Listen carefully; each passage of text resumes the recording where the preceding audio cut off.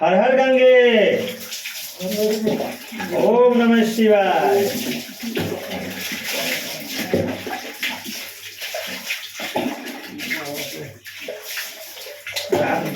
काले गहन रही लागल मालूम ना।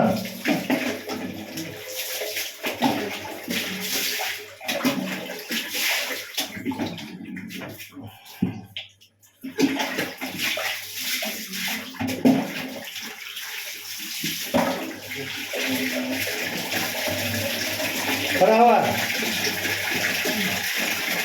खड़ा हुआ। हाँ ऐसे। हर हर महादेव। महादेव।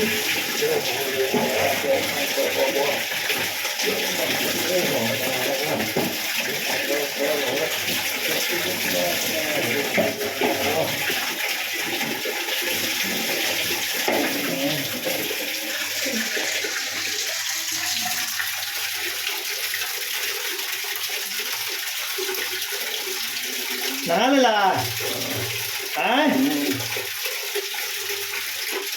हेलो दोस्त, आप लोग भी अपने माता पिता को ऐसे ही नहला धुला के फ्रेश कीजिए, ताकि ये हमारे भगवान हैं और जब तक हमारे साथ है तब तक हमारा कल्याण होगा।